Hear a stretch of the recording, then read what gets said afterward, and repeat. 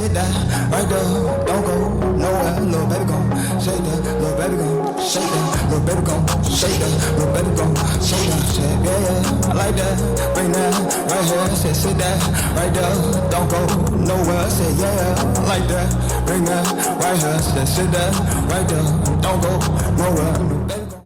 Welcome back. We back to another reaction video. Today we're reacting to Dylan Does Basketball, the NBA's greatest rivalry. It might be. In recent memory. How about that? You put the caveat of in recent memory in there, then yeah, I can roll. Let's get into it. Someone's got to figure out a way to defeat this group. What would you do? I think the first thing I would do is pray.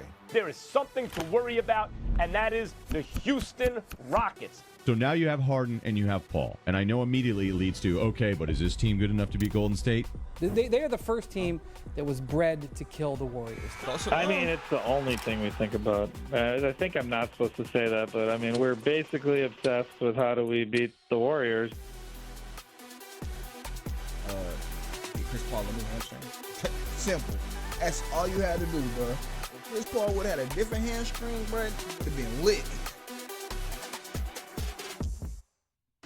The NBA's greatest team in the 2010s was the Golden State Warriors, exploding relatively out of nowhere in 2015. This squad, led by their superstar guard Steph Curry, took over the league and started winning championships fast. Soon, they evolved from a rising contender to a monstrously stacked beast. The 73-win team that was one win away from repeating as champs added a top 2 player in Kevin Durant to their squad, making them borderline unstoppable. The season after signing KD, they bulldozed the league, going 16-1 in the postseason on their way to their second championship in 3 years. LeBron stood no chance. The veteran Spurs coming off their dynasty had no shot. Neither did the Lob City Clippers. All bent the knee and were at the mercy of this cruel super team. That appeared to be the case, until one man in Houston conspired a devious plan to overthrow this unstoppable force, building a roster with the sole intention of beating the Golden State Warriors. This is where our story begins. This is the tale of the NBA's greatest rivalry.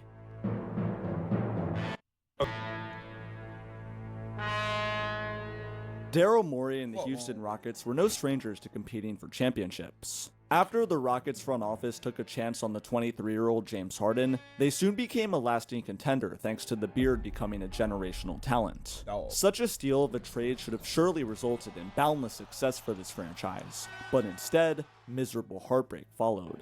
For a multitude of reasons, come playoff time, these Rockets just couldn't get the job done. This was especially magnified in the spring of 2017, where a spectacular MVP-type season from Harden ended with a horrible low in the postseason. The Rockets, now with hopes of a possible championship run, got humiliated by the hobbled San Antonio. Why are we talking about that? Nigga, I thought he was talking about 13 turnovers. That nigga had more turnovers than made shots, gang. Like, bro, go home. Go home. Spurs at round 2 and 6. This series was a nightmare for James Harden. In Game 2, he shot 3 of 17 from the floor, and in Game 5, he imploded in crunch time, having his attempt at a game winner get swatted by a 39-year-old Manu Ginobili.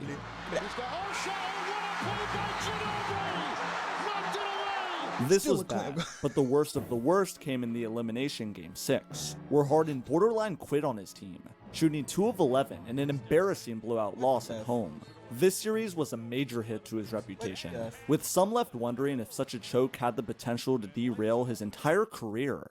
Yikes. I don't know about all that, but he need to be investigated for sports betting. What the Nah, he trolled. He trolled back to back. Understanding all this misery is key, because it highlights the desperation the Rockets were facing entering the summer of 2017 and beyond. The strategy of surrounding James Harden with 3-and-D players had failed. Daryl Morey, the longtime executive and sharp basketball mind, set his sights on acquiring another star to add to the mix. Chris Paul, a star point guard, soon became the target. And on June 28, 2017, the deal that sent shockwaves through the league was officially finalized. CP3 would be sent to Houston, in exchange for a boatload of role players and a pick. In an instant, one of the most fascinating duos in NBA history was formed, and immediately, the fit between these two was questioned. Both needed the ball to succeed, both had fiery personalities, and both had overlapping playstyles. Above all else, neither had experienced winning a championship, which was a huge stain on each of their careers. Now was the chance to silence their doubters. This deal, despite its critics, boosted the Rockets' championship odds to nearly the highest, right next to a familiar face. Over on the West Coast, things were going smoothly for the defending champions. The Golden State Warriors had just effortlessly beaten the Cavs in 5. Their rival that had once given them nightmares was now nothing more than an insignificant doormat they stepped on to grab their second ring. It was their first championship with Kevin Durant, whose decision to join the team made them so overpowered that most fans now consider them to be the greatest team in NBA history. Yes, this was the juggernaut the Rockets had to That's crazy. That was the first and last time niggas seen KD with a haircut. overcome to make the NBA Finals. Sounds easy enough. It was only destiny that these two met for the first time on a much anticipated opening night. The Warriors held a ring ceremony commemorating their 2017 championship. The one and only team that stood in the way of a possible repeat was about to step on the court. In this game, the Rockets performed about as well as one could hope for.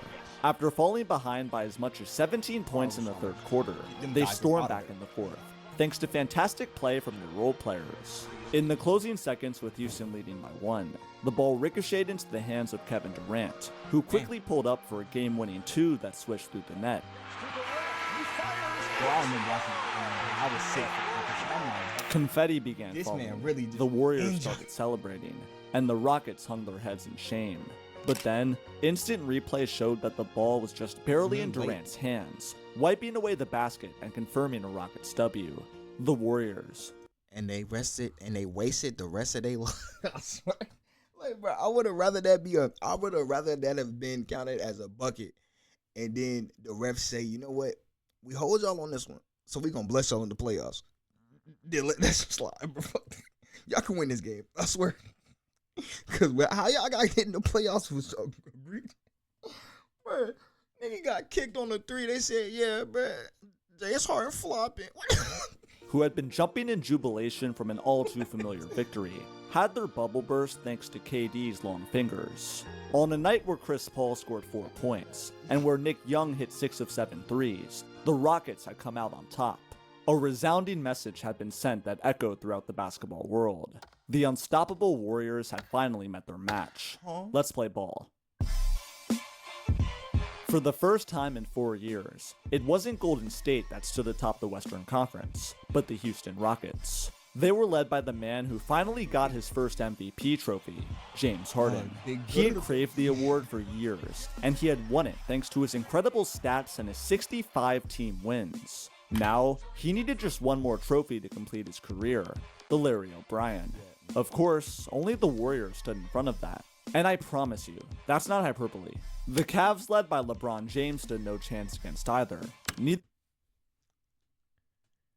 But people will sit back and say, yeah, bro, if the Rockets would have beat the Warriors, the Cavs would have this. Man, Cavs would have got spanked. Bro, they can't run with them. Nigga generate too much offense. Neither did the Celtics, nor did anyone in the Western Conference. The rest of the league was one giant step behind these two squads. What people didn't realize was how the Rockets weren't just equal to Golden State, but in many ways had the advantage.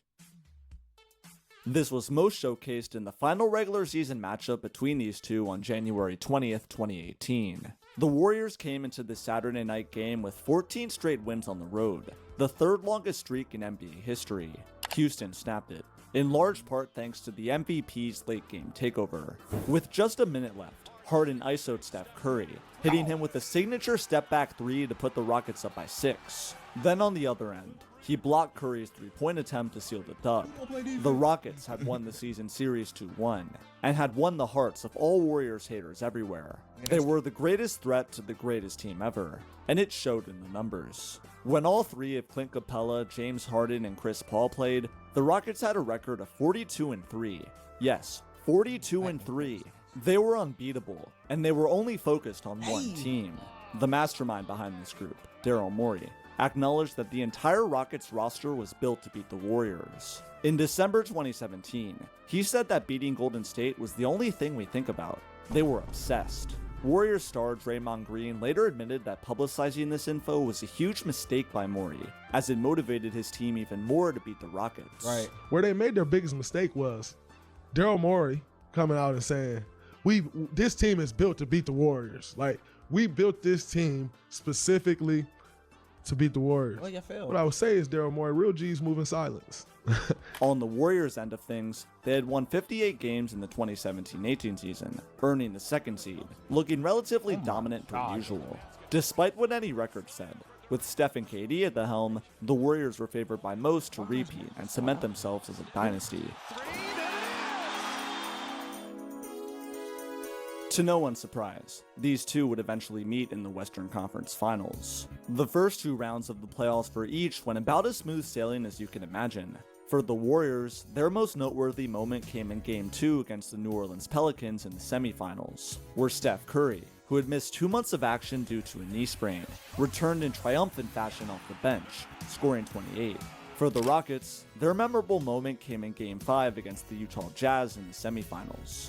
In this closeout game, Chris Paul carried his team to his first ever conference finals appearance, scoring 41 points, 10 assists, and 7 rebounds. He took over in crunch time, scoring 6 straight field goals, including a triple that banked off the glass as the shot clock expired. It was a performance for the ages, and it truly convinced Rockets fans that yes, this was finally their year. The matchup that the whole world had been waiting for was finally set. The two-time champion Warriors looking for a repeat, playing against the squad built with the sole intention of defeating them. The Rockets having all that, talking the narrative of what they've been saying about you guys. Did you guys at all want them as much as they wanted you with them having said all that this season? We don't have to say nothing. What are we doing? Man, we won 2 championships in 3 years. We're not about to run off talking about how bad we want to play somebody. Like, we want to win another championship. And it don't matter who's in the way of that. If you're in the way of that, then you happen to be in the way.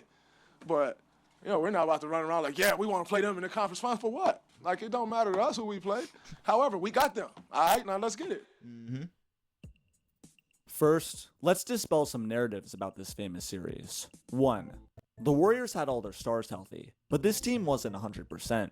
Andre Iguodala, a key player for Golden State, suffered a leg contusion injury in Game 3 that sidelined him for the rest of the series. That's not to imply the Rockets were 100% either. Outside the obvious Chris Paul hamstring injury in Game 5, key rotation piece Luke Mbah a Moute was also hurting.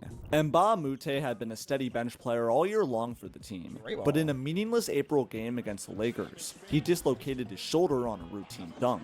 His once reliable shooting completely deteriorated following this, rendering him useless, robbing the Rockets of what should have been a dependable bench piece. The second common narrative surrounding the series was that James Harden single-handedly almost dethroned the Warriors. This isn't necessarily true. Outside of Game 1, Harden's stats were inefficient. In all 3 of the Rockets' wins, he shot 25 of 71, or 35% from the floor, including a Game 5 performance that saw him shoot just 5 of 21 in a close win. In reality, it was his teammates, more specifically Chris Paul, that guided the Rockets to all their wins. With that out the way, Game 1 was in Houston, the first time in the Steve Kerr era till that point that the Warriors were opening a playoff series on the road. Still, Golden State was favored to advance, and proved their believers right with a strong opening game. Kevin Durant and Klay Thompson both scored 38 and 27, while James Harden's 41 just wasn't enough. Houston had no answer for KD's offense. The Slim Reaper was hitting contested shot after contested shot in the grill of any defender that was being thrown at him. This stellar play combined with the Rockets bench shooting 2 of 13 made this an easy Warriors win. Game 2 was a must-win for the Rockets, as going down 2-0 heading back to Oakland was an insurmountable deficit. With their backs against the wall, they stepped up, destroying the Warriors to tie the series at 1. Eric Gordon stole the show with 27 points off the bench. Trevor Ariza and PJ Tucker were excellent too, both combined for 41 on 15 of 18 shooting. On the other side, KD was phenomenal again, but no one else helped him out. Steph Curry was quiet. He'd only put up 18 in Game 1 and 16 in Game 2. Luckily for the Warriors, in Game 3, he broke out of his slump, scoring 35 points in a massive blowout where the Warriors trounced Houston, winning by 41. Chris Paul played horribly, scoring just 3 points on 1 of 7 shooting in the first half. The lack of preparation the Rockets showed here was concerning. The Warriors' potent offense killed Houston's defense, and now Golden State needed just one more win in Game 4 to take a commanding 3-1 lead. Since first being assembled in the summer of 2016, many teams had attempted to challenge this KD and Curry-led Warriors squad, and all had failed. The Rockets appeared to be next in line. Game 4 was not just the biggest game of the season for the Rockets, but one of the most important in their franchise's entire history. Today is the day the Houston Rockets basically have to win a basketball game if they are going to have any hope of advancing to the NBA Finals. You lose tonight, you lose the series. You ain't coming back from a 3-1 deficit. That's obvious. Of course, the pressure is all here on Houston. Houston must get this win here. It doesn't matter, home road. They must not go down 3-1. There were many moments throughout this 48-minute game where the Rockets could have quit. The Warriors kept shoveling dirt on them, but Houston refused to be buried. After trailing by 10 in the third quarter, Houston stormed back in the fourth, largely thanks to the heroic play of CP3. The point guard had bounced back, and in a big way. He scored 27 points and made all the right plays, including clutch jumpers and excellent passes in crunch time. Once the Rockets took the lead, they never gave it up, playing lockdown defense on the Warriors' final few possessions to seal the win, tying the series at 2. They had done it. The Rockets had triumphed, their first ever playoff road win against the Warriors. And now, heading back home, they had a golden opportunity to regain all the momentum and put this series on ice. In Game 5, the Rockets entered with a level of swag that rivaled champions. Whether it was Gerald Green shooting a scorching 3 of 5 from distance, or Clint Capella blocking Draymond, or Harden throwing down crazy dunks, or even Chris Paul hitting the shimmy on Steph Curry, this team looked unbelievable. It all came down to the final minute, with the Rockets leading by just 1. If Houston held on and won this, all their wildest dreams would be on the brink of becoming a reality. Eliminating the Warriors was their ticket to a ring. Neither Cleveland nor Boston stood a chance. That meant a first ring for Daryl Morey, one of the greatest minds in the sport.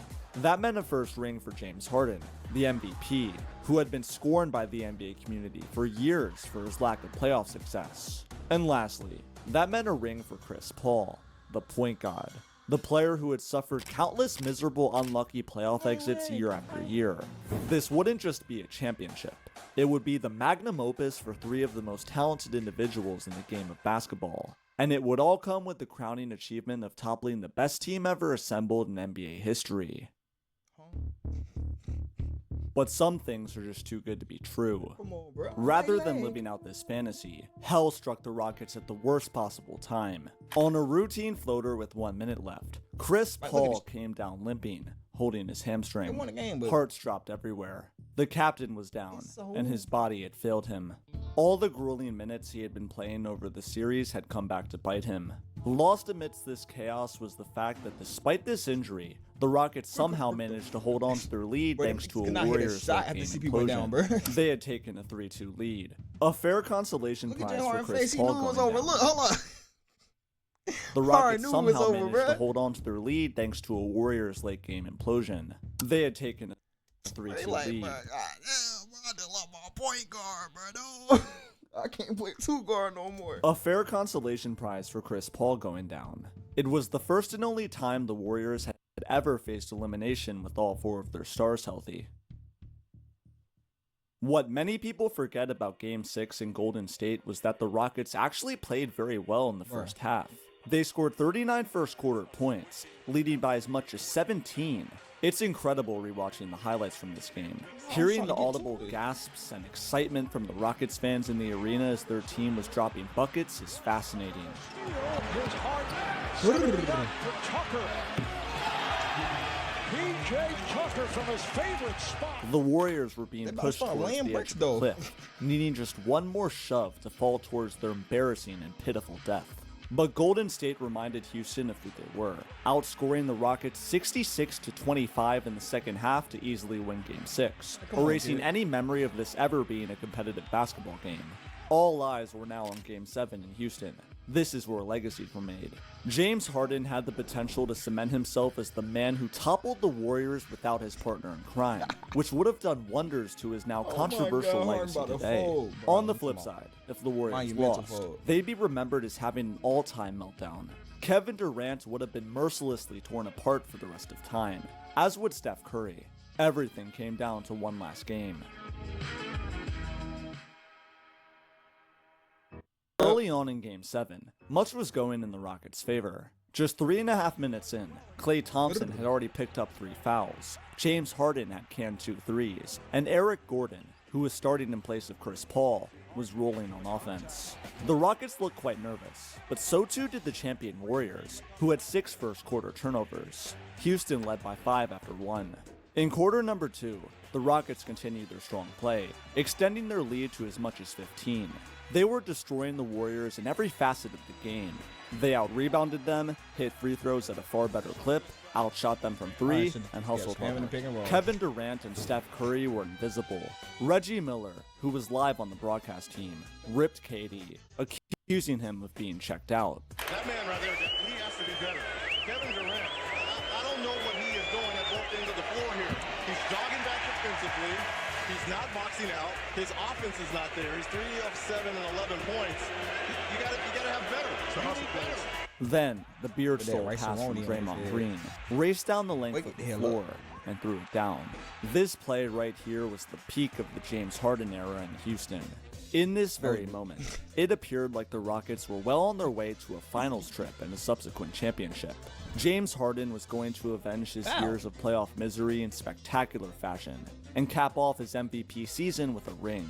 Kevin Durant later admitted in an interview to entering the locker room at halftime and wondering if this was it. Yeah, we got down 15. We walked into that locker room like, oh shit, this can't be it. Like, we're losing with OCP. We had big dreams of just destroy the league, and we're going to end up like this. But during this 15-minute intermission, something changed within both these squads. The Warriors gained a sudden burst of energy, while the Rockets, who had controlled the entire first half, had their powers inexplicably ripped away from them. Turnover. The second half of this game is one of the most excruciating, heart-wrenching 30 minutes of play I've ever seen. To this day, I watch this game over and over, and each time, I'm left speechless by how he likes watching train wrecks. What the fuck? How it all transpired. First, let's address the obvious. The refs in this game were horrible. Scott Foster and his crew made a series of terrible calls and lack of calls, mostly benefiting the Warriors. Whether or not this was deliberate is up for debate, but what is for sure is that there were at least 9 missed foul calls that destroyed any momentum Houston was trying to build up. The refs missed obvious illegal screens set by Jordan Bell, and ignored clear fouls on James Harden's 3-point attempts. It was so obvious that broadcaster Chris Webber called it out on multiple occasions live. How about the screen, though, by Jordan Bell? The moving screen? Well, I didn't hear a whistle, so apparently it was a good screen. Oh, yeah, but I'm just calling it like I see it, though. That's what we paid to do. Outside of officiating, as the minutes ticked by in the third quarter, something... As someone who... Chris Webber know a fix when he see one. He got hold. He know a fix when he see one. Alarming became clear to the millions of viewers watching around the globe. The Rockets were missing threes at a frightening rate, while the Warriors were starting to hit theirs. 8 minutes went by, and the 11-point lead that the Rockets had established had evaporated. Golden State was now in front. Once on top, the Warriors started going on a tear, embarking on a devastating 15-2 run that sent the arena into a complete shock. Steph Curry annihilated Houston's defense, specifically targeting Ryan Anderson, the old and slow veteran, putting him in the blender. Curry fires for 3. Yes! They are on fire! Head coach Mike D'Antoni was rocked in fear, while Chris Paul was enraged on the sidelines, slamming his hand down on the bench in utter disbelief. All he could do was helplessly sit and watch, as his one and only chance at a championship was slowly slipping from his grasp. Pure mental torture, much to the delight of the Warriors. The team with the best offensive rating in the league scored just 15 points on 6 of 25 shooting in the third, compared to 33 Should've from the kept spamming defending pick and champs. rolls. By the fourth quarter, the writing was already on the wall. The Rockets had collapsed in historic fashion. They had infamously missed 27 straight three-pointers, the most in a row ever by any team. They had crumbled from sheer exhaustion. Without He Chris just got Paul to slapped in the play make head on the again. floor, Houston's already fatigued players didn't have the stamina required to create their own shots. On the other hand, Golden State did exactly what they needed to do, and came away with the victory thanks to their flawless execution under pressure. In a game where the Warriors were favored, somehow, their eventual victory still ended up being stunning. Trevor Ariza shot 0 of 12. Gerald Green was 1 of 7, and Ryan Anderson was abused on defense. James Harden was inefficient, shooting 2 of 13 from 3. He had squandered his chance at greatness. In the end, no one remembers Houston's early 15-point lead. The nigga was 2 for 13. Where that nigga turnovers was insane. Or the bad officiating. All they remember is who came out on top, and the 27 missed threes. History is written by the victors, and the Golden State Warriors earned their ticket to the finals, later winning it all, and officially becoming a dynasty. Even now, the Rockets have never gotten over this loss. Nearly 8 months after the fact, Daryl Morey said he was still processing it, and a year and a half later, he said that if you replayed the series, they would have won it 60 to 70% of the time. Good coat, buddy. Entering the 2018-19 season, though, Houston had a chance to redeem themselves against a far more beatable Warriors team.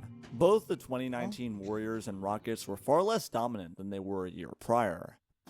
The impact of Golden State's supporting cast diminished severely thanks to aging, while beef between Kevin Durant and Draymond Green plagued the locker room. The Warriors, who once looked unstoppable, appeared vulnerable for the first time in years. On Houston's end, Chris Paul declined significantly as a result of the hamstring injury. That, along with injuries to other players, forced James Harden to carry a huge load offensively. Similarly, Houston's already weak depth had gotten worse thanks to the loss of Trevor Ariza in free agency. By the time the playoffs rolled around, Golden State was favored to win the West. However, it wasn't uncommon to find fans who believed that the Rockets could capitalize on the Warriors' turmoil, especially with how well James Harden had played against the Warriors at various points throughout the season. Kill Clay. Come on, favor Harden about this. Sure enough, in round 2, they met once more. The result was somehow even more humiliating for Houston. The injury bug, which had struck the Rockets in 2018, hit Golden State just as hard in a crucial Game 5 where Kevin Durant suffered a calf injury. Arguably the best Warriors player was knocked out, but Houston failed to take advantage. With the series then tied at 2, the Rockets dropped 2 in a row to a KD-less Warriors to lose the series. The backcourt of Steph and Clay eviscerated CP3 and Harden, combining for 112 points together in games 5 and 6. In the closeout Game 6, Steph Curry stole the show, scoring 33 second-half points after going scoreless in the first. The Splash Bros took over in the clutch, sending Houston to Cancun with a series of gut-punching threes. On the contrary, Chris Paul completely disappeared. In the crucial Game 5 that Houston lost, CP3 shot 3 of 14, which was a back-breaking performance. James Harden played well, averaging a stellar 35 per game in the series. It's just that the Rockets' supporting cast had completely deteriorated around him. This was an all-time embarrassment for the Rockets franchise, and yet another flexing of the championship muscle by the Dynasty Warriors. They lost. After Game 7 of the 2018 Western Conference Finals, both these franchises went down 2 very different paths. The winners, Steph Curry and the Warriors, steamrolled to ring number 3, then after regrouping, won a 4th in 2022. On the flip side, the Rockets, led by James Harden, never again reached their elite 2018 form, suffering 2 straight second-round exits, then getting hit with a James Harden trade request. In short, the winner of the 2018 Western Conference Finals went down the path of endless praise and glory, while the loser ultimately faced implosion and failure. The butterfly effect was crazy. Without a doubt, these two will forever be intertwined in what I consider to be the NBA's greatest rivalry. I'm not mad at it. I feel like it's in recent history because NBA is like 75 years old, 77 years old now. It got to be more rivalries than just this one. It could probably be like top 5, but I don't know about all time. But I would have to go through the history and be like, oh no, this was a good Master Series. They did it, you know what I'm saying? And then they actually had beef off the court. You know what I'm saying? If you add that in, it'll be but we gonna see. I don't feel like this is the best one. But definitely in recent memory, because I feel like if OKC if KD would have stayed with OKC, it would have been them. OKC ain't got the Warriors could have been a better rivalry, to be honest with you. But that's the end of the video. Make sure y'all like, comment, subscribe, share your thoughts in the comment section below. Catch y'all in the next one. Stay safe, y'all. I'm a cowboy, can't stop me, ain't to live is to come. All this pain got me feeling the compass. See these games turn me into a monster. Hey, I'm a cowboy, can't stop me, to live is to come. All this pain got me feeling the compass. See these games turn me into a monster. I'm a cowboy, can't stop. Hey, all that pain got me feeling jaded. Many to roll when to make it. Still plugged into the mix, but lagging out before the update. Drop back in different times, same location.